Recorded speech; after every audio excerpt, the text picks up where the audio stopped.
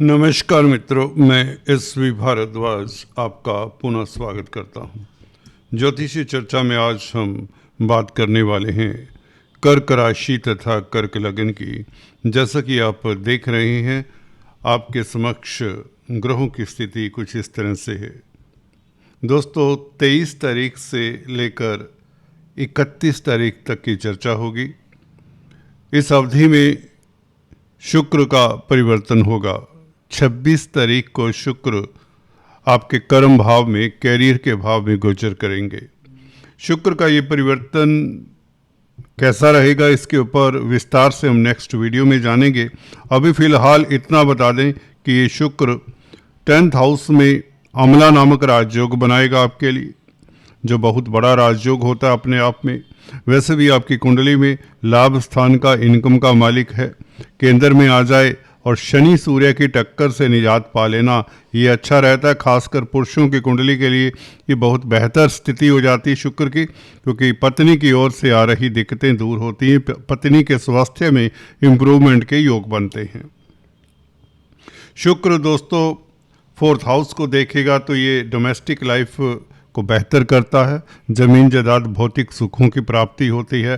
आपका दाम्पत्य जीवन सकुशल रहता है। घर परिवार में माहौल अच्छा होता है और आपका प्रेस्टीज, आपका सम्मान बढ़ने के योग बना देता है कर्क राशि तथा कर्क लग्न के लिए। ये तो था शुक्र का परिवर्तन, जिसके बारे में हमने संक्षेप से आपको बताया। अभी बात करते हैं चंद्रमा के गोचर के हिसाब से, क्योंकि चर्चा होती है जिसमें ग्रहों नक्षत्रों का प्रभाव समाहित करके हम आपके लिए कंप्लीट विश्लेषण प्रस्तुत करते हैं। अंत में शुभ रंग, शुभ अंक, जेम स्टोन्स और उपायों की बात भी करेंगे, जिससे देखना सुनना मत भूलें। तो शुरुआत करते हैं। चंद्रमा क्या कहते हैं दोस्तों? चंद्रमा दोस्तों मन का कारक होता है। चंद्रमा की जैसी जैसी स्थिति होती है, वैसे वैसे हमारे विचार आते रहते हैं मानस पटल पर। कभी हम हर्षित हो जाते हैं, कभी दुखी हो जाते हैं, कभी एम्बिशियस होते हैं, कभी पैसिमिस्ट हो जाते हैं। तो चंद्रमा का प्रभाव काफ़ी मैटर करता है आपकी दिनचर्या के ऊपर। अगर चंद्रमा अच्छा होता है तो हमें सुखद अनुभव होते हैं, सुखद फल मिलते हैं और हमारा दैनिक जीवन बहुत बेहतर होता है। क्या कहता है चंद्रमा 23 और 24 तारीख? वृषभ राशि का उच्च का चंद्रमा है, राशि का मालिक है, आपका मालिक है। आपकी कुंडली में 11वें भाव में अगर चंद्रमा बैठे तो ये इससे बेहतर स्थिति चंद्रमा की कहीं और नहीं होगी। या तो लगन में अच्छा होगा अपनी राशि में, या उच्च का होगा तो अच्छा होगा। तो ये तो उच्च का चंद्रमा है और नो डाउट इसके ऊपर शनि की दृष्टि है, मंगल की भी दृष्टि है। मंगल की दृष्टि अच्छी है क्योंकि मंगल आपकी कुंडली में योग कारक है। शनि की दृष्टि भी बुरी नहीं कही जा सकती, क्योंकि शनि भी सप्तम भाव के एटलिस्ट मालिक है और भाग्य स्थान में बैठे हैं।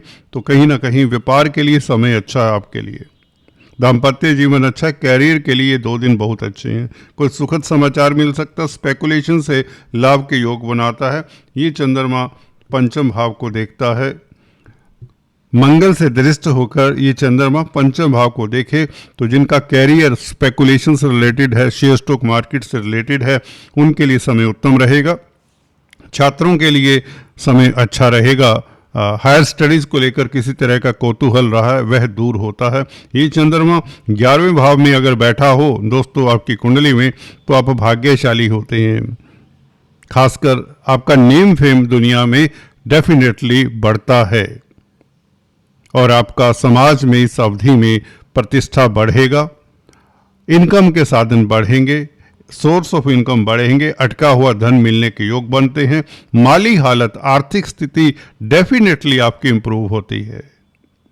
रुपए पैसे को लेकर जो किल्लत बनी रही है पिछले दिनों में, वह किल्लत दूर होती है। पैसे को लेकर आपकी परेशानियां दूर होती हैं। ये बात 100% सही इसके ऊपर लगती है। चंद्रमा जब 11वें भाव में हो, लग्नेश 11वें भाव में, वह भी उच्च का, तो आय गेंस का ये घर है, तो मनी गेंस आपके होंगे ही होंगे। कोई भी कार्य करते हो और निश्चित तौर से कामकाज के हालात भी अच्छे और आपका नेम फेम भी बढ़े, क्योंकि 10th हाउस के मालिक मंगल से प्रभावित है ये चंद्रमा। तो ये अच्छी स्थिति हो जाती है आपके कारोबार के लिए, आपकी प्रतिष्ठा के लिए, और अगर आप नौकरी करते हैं तो नौकरी में भी बेहतर स्थितियां बनती हुई नजर आती हैं। अगर कोई इंटरव्यू देना चाहते हैं तो ये 2 दिन बेहतर हैं। 23 तारीख वैसे भी इसलिए भी बेहतर है क्योंकि अपने ही नक्षत्र में चंद्रमा, उच्च का चंद्रमा, राशि का मालिक आपका, तो ये 11वें भाव का चंद्रमा आपके लिए बहुत बेहतर है। रोहिणी नक्षत्र में होने के कारण इसका बल आप नाप नहीं सकते। ये आपके मनोबल को बढ़ाता है, आपको कहीं ना कहीं समाज में प्रतिष्ठा दिलाता है। भाई बहनों का, मित्रों का साथ मिलेगा। याद रहे ये 23-24 तारीख बहुत लाभकारी है आपके लिए। 25-26 तारीख गुरु के साथ चंद्रमा, गज के श्री राजयोग, परंतु 12वें भाव में चंद्रमा यूं तो इतना अच्छा नहीं माना जाता, परंतु गुरु के साथ है इसलिए इस चंद्रमा को पूर्ण बल मिल जाता है। जी हाँ दोस्तों, गुरु के साथ चंद्रमा हो तो चंद्रमा को दोष नहीं लगता। दोस्तों, आप आइसोलेशन में समय बिताना चाहेंगे 25-26 तारीख को। 26 तारीख आपके लिए बहुत बेहतर है, खासकर अगर आप धर्म कर्म में रुचि रखते हैं। धार्मिक कृत्यों में आपका मन लगेगा, योगा मेडिटेशन से लाभान्वित होंगे। अध्यात्म के पथ के ऊपर चलने से आपको लाभ भी होगा। चैरिटेबल संस्थानों के साथ अगर आप जुड़े हुए हैं, जी हाँ दोस्तों, अगर आप किसी तरह का चैरिटी का कामकाज करते हैं, एनजीओज के साथ हैं, नॉन गवर्नमेंट ऑर्गेनाइजेशंस के साथ कामकाज करते हैं, सोशल वर्कर हैं, समाज सेवी हैं, तो ये दिन बहुत उत्तम है। 25 और 26 तारीख।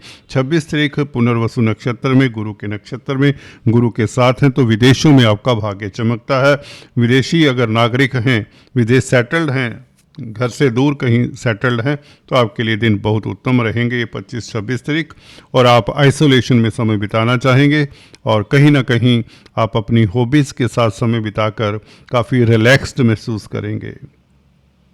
ये चंद्रमा हल्का सा आपको जज्बाती भी बनाता है, इमोशनल बनाता है। भीड़ में अपने आप को अकेला पाते हैं कहीं, तो अपनी बातों को किसी मित्र के साथ कन्फाइड करने से आपको रिलीफ मिलेगा। कुल मिलाकर ये चंद्रमा 25-26 तारीख का आपके लिए अच्छा है। धर्म कर्म के कामों के लिए अच्छा है। योगा मेडिटेशन और पराविद्याओं से भी आपको लाभ होता हुआ नजर आता है। बैंकिंग प्रणाली में कामकाज करते हैं तो दिन उत्तम रहेगा। कर्जे से निजात पाने के लिए दिन श्रेष्ठ है। कोई सिल्वर लाइनिंग नजर आ सकती है। बैंकों से ऋण चाहिए तो वह मिल सकता है। 27-28 तारीख की बात करें तो चंद्रमा लगन में, आपकी राशि में, राशि का चंद्रमा बहुत अच्छा होता है। आपका ऑरा, आपका मैग्नेटिज्म सब पॉजिटिव रहता है। आप टॉक ऑफ द टाउन रहेंगे दोस्तों। 27-28 तारीख भी बहुत बेहतर है। ये 2 दिन आपको फोकस में रखेंगे, लाइमलाइट में रहेंगे। कोई बेहतर उपलब्धि आपको मिल सकती है। आपकी कोई कामना, आपकी मनोकामना कोई पूर्ण होने के योग बनते हैं। समाज में प्रतिष्ठा बढ़ेगी। आपका स्वास्थ्य उत्तम रहेगा। हेल्थ अच्छी रहने से आपका मन काम में लगेगा। कुल मिलाकर ये चंद्रमा बेहतर है। 27 तारीख की अगर बात करें तो यह है पुष्य नक्षत्र में, शनि के नक्षत्र में। शनि भाग्य स्थान में बैठा हुआ है, अष्टम भाव का मालिक है। पराविद्याओं से आपको लाभ होता है 27 तारीख। कहीं ना कहीं अगर आप वास्तुविद हैं, एस्ट्रोलॉजर हैं, कुछ इस तरह का कामकाज करते हैं, हीलिंग का कामकाज करते हैं, तो आपके लिए काफ़ी लाभकारी दिन रहेगा। आपकी इनकम का ग्राफ पड़ने वाला है। भाग्यशाली रहेंगे। रोज़मर्रा की आमदन बढ़ने के योग बनते हैं। दाम्पत्य जीवन आपका बहुत बेहतर रहेगा। मैरिज लाइफ आपका अच्छा रहेगा। 27-28 तारीख लव लाइफ के लिए बेहतर रहेंगे। 28 तारीख व्यापार के लिए आपके बहुत अच्छा है। अगर आप कोई बिजनेस करते हैं, आपकी कोई डील सिरे चढ़ सकती है। कंप्यूटर आईटी लाइन के क्षेत्र में है तो आपके लिए दिन बहुत उत्तम रहेगा। कम्युनिकेशन से कोई सुखद समाचार मिल सकता है। कुल मिलाकर 27-28 तारीख आपके लिए लाभकारी है। आपकी प्रतिष्ठा बढ़ने के योग बनाता है। दोस्तों, केतु के साथ चंद्रमा रहेगा 29, 30 और 31 तारीख। केतु के साथ ही चंद्रमा 29 तारीख को 2:37 दोपहर बाद इसका मेल होगा। सिंह राशि में प्रवेश करेगा चंद्रमा। तो 29 तारीख का आधा दिन 30 और 31 तारीख रात्रि तक ये चंद्रमा केतु के साथ होगा। यूं तो चंद्रमा को केतु ग्रहण लगाता है। जिनका केतु का महादशा अंतरदशा है उन्हें केतु के बीज मंत्रों का जाप करना चाहिए। हो सके तो गणपति को दूर्वा चढ़ाएं, भैरव देव की आराधना करें। काले कुत्ते को, काले सफेद कुत्ते को कुछ न कुछ खिलाएं। चींटियों को आटा शक्कर खिलाएं तो बेहतर रिजल्ट मिलते हैं। रूटीन के कार्यों के लिए दिन उत्तम है। फैमिली कुटुंब के साथ आपके मतभेद उजागर ना हो, इसका ख्याल रखें। हालांकि ये केतु चंद्रमा राहु बुध मंगल इत्यादि से दृष्ट भी रहेंगे, क्योंकि अष्टम भाव में राहु मंगल बुध का योग बना हुआ है, तो चंद्रमा प्रभावित रहेगा बेसिकली बुध और मंगल से। परंतु बुध क्योंकि मार्गी हो चुके हैं, 20 तारीख से मार्गी हुए, तो बुध की स्थिति बुरी नहीं कही जा सकती। अष्टम भाव में बुध मित्र क्षेत्रीय भी है, हालांकि मंगल के साथ है, फिर भी विपरीत राजयोग बनाता है बुध, तो इसलिए कोई दिक्कत की बात नहीं। फिर भी जिनका बुध कमज़ोर है उन्हें अपनी वाणी के ऊपर ध्यान रखना चाहिए। किसी तरह का कमिटमेंट बिल्कुल नहीं करना चाहिए, कोई एग्रीमेंट नहीं करना चाहिए। कुल मिलाकर धन के लिए अच्छा है। लग्नेश का सेकंड हाउस में बैठना, मित्र क्षेत्रीय होकर बैठना, धन की स्थिति बेहतर रहेगी। और मंगल से क्योंकि दृष्ट है तो ये राजयोग कारक हो जाता है चंद्रमा, क्योंकि मंगल आपके पंचमेश और दशमेश हैं। कैरियर के लिए अचानक से अच्छे मौके आपको मिलेंगे। कामकाज के लिए स्थितियां अच्छी ही रहेंगी। स्पेकुलेशन से लाभ होता है। लॉटरी का कामकाज जो करते हैं उनके लिए स्थितियां अनुकूल ही रहेंगी। कुल मिलाकर 29-30 तारीख थोड़ा सा एहतियात रखें, अपनी वाणी के ऊपर नियंत्रण रखें, किसी से उलझे मत। 31 तारीख चंद्रमा दोस्तों रात्रि को कन्या राशि में तृतीय भाव में प्रवेश कर जाएगा। ये चंद्रमा आपको आत्मिक बल देता है, मानसिक बल देता है, और सूर्य के समक्ष होगा तो पक्ष बली तो होगा। तो 2 दिन के कौतूहल के पश्चात 29-30 तारीख के कौतूहल के पश्चात 31 तारीख संध्या समय से बहुत बेहतर हो जाती है। व्यापार के लिए उत्तम है दिन। 1 तारीख आप छोटी बड़ी यात्रा के आयोजन प्रयोजन बनाएंगे। मार्केटिंग के व्यक्तियों के लिए 1 तारीख बेहतर रहेगा। कम्युनिकेशन के क्षेत्र में कामकाज करते हैं तो बहुत बेहतर, आपकी क्रिएटिविटी में निखार आता है। आप कुछ अच्छा लिख सकते हैं, अच्छा क्रिएट कर सकते हैं। भाइयों का, दोस्त मित्रों का साथ मिलेगा। अड़ोसी पड़ोसियों के साथ आपके मतभेद दूर होंगे।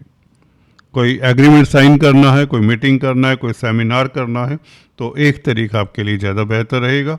संध्या समय 31 तारीख को अपनी फैमिली के साथ, कुटुंब के साथ समय बिताने से आपका मन हल्का फुल्का रहेगा। किसी के साथ वाद विवाद है तो उसे दूर करने के लिए 31 तारीख संध्या समय से बेहतर है। 1 अप्रैल भी आपके लिए बेहतर है। कुल मिलाकर मोटे तौर से ये था चंद्रमा का गोचर। चलते चलते लक्की नंबर, लक्की कलर, जेम स्टोन्स इत्यादि की बात कर लें। दोस्तों अगर आप पहली बार आए हैं तो आपसे निवेदन भी है, कृपया सब्सक्राइब करने के पश्चात बेल आइकन दबा दिया करें। दोस्तों आपके लिए लक्की नंबर इस अवधि में रहेगा 6, 15 और 24। लकी कलर रहेगा स्काई ब्लू। जेम स्टोन्स की बात करें तो आपके लिए पर्ल बनता है, जिसे सुच्चा मोती कहते हैं। ये चंद्रमा के लिए धारण किया जाता है। अगर आपका चंद्रमा कमज़ोर है, राहु केतु के संग है, शनि के संग है तो, या सूर्य के संग है, तो आपको पर्ल अच्छी क्वालिटी का जरूर धारण करना चाहिए। चांदी में धारण किया जाता है, मंडे के दिन धारण किया जाता है और सुबह सनराइज के वक़्त इसे धारण करें। दूसरा स्टोन बनता है मूंगा, जिसे कोरल कहते हैं, मंगल के लिए धारण किया जाता है। इस स्टोन को भी आप जरूर धारण किया करें, क्योंकि मंगल आपके योग कारक प्लैनेट हैं। कैरियर के मालिक हैं और पंचम भाव के भी मालिक हैं, जो कि विद्या बुद्धि संतान का भाव है। संतान के सुख के लिए भी ये धारण किया जा सकता है। अगर आप खुद छात्र हैं तो कोरल जरूर धारण करें। हायर स्टडीज़ करना चाहते हैं तो कोरल आपके लिए हेल्पफुल हो सकता है। फिर भी एक्सपर्ट एडवाइस के पश्चात ही ये धारण करें तो ज़्यादा बेहतर होगा। दूसरा स्टोन आपके लिए बनता है दोस्तों पुखराज, जिसे येलो सफ़ायर कहते हैं, गुरु के लिए धारण किया जाता है। अगर विदेश जाना चाहते हैं तो ये धारण किया जा सकता है। अगर आप का मन कहीं नहीं टिकता, खासकर स्टडीज़ में दिक्कत आती है, तो भी येलो सफ़ायर धारण कर सकते हैं। दोस्तों आज इतना ही, फिर से मिलते हैं, तब तक के लिए stay tuned. Thanks for watching this video. God bless.